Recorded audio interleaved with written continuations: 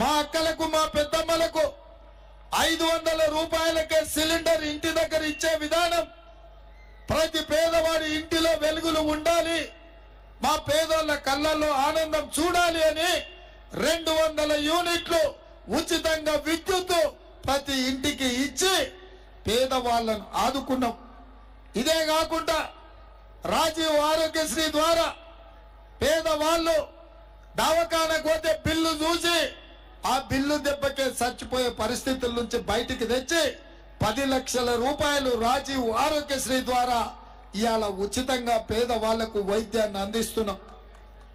ఇదే కాకుండా పేదవాడి ఆత్మ గౌరవం, సొంత ఇల్లు కలను చంద్రశేఖరరావు వ్యాపారంగా మార్చి ప్రతి పేదవాడికి, ఇల్లు లేని వాడికి, పెళ్ళైన వాడికి డబుల్ బెడ్రూమ్ ఇల్లు ఇస్తా అని ఆనాడు మాట ఇచ్చిండు. ఆనాడు చెప్పిండు డబ్బా ఇల్లు వద్దు, డబుల్ బెడ్రూమ్ ఇల్లు ముద్దు అని. ఇంకా కూడా ఆయన గొప్ప గొప్ప మాటలు చెప్పిండు.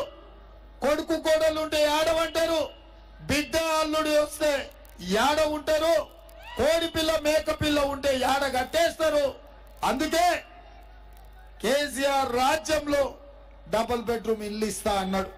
ఎవరికన్నా ఇచ్చిండా సోదరులారా? ఎవరికన్నా ఇచ్చిండా?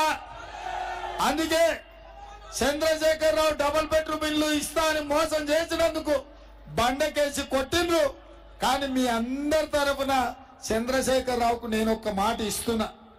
ఏందయ్యా అంటే 10 ఏళ్ళు ఈ తెలంగాణ రాష్ట్రాన్ని పట్టి దోసుకొని 100 ఏళ్లకు సరిపోయే విధ్వంసం చేసి 1000 కోట్ల రూపాయలు మెక్కిండ్రు.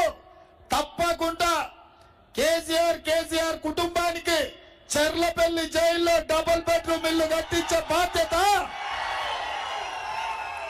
ఎందుకంటే ఈ దోపిడీలో కొడుకు కోడలు ఉన్నారు, బిడ్డ అల్లుడు ఉన్నారు. చంద్రశేఖరరావుకేమో వయసు మీద పడ్డది. అందుకే తలా ఓ దిక్కు తలా ఓ జైల్లో ఉంటే బాగుండదు. తప్పకుండా చెర్లపల్లి జైల్లో డబుల్ బెడ్రూమ్ ఇల్లు కట్టిస్తా అని మీ అందరి తరఫున మాటిస్తున్నా. ఓకేనా? ఓకే కదా? చంద్రశేఖరరావు ఇక కాసుకొని నీకు డబుల్ బెడ్రూమ్ ఇల్లు సిద్ధమవుతుంది చెర్లపల్లి జైల్లో. ఇక ఆయన అట్లుంటే పొంకనాల పోసిగాని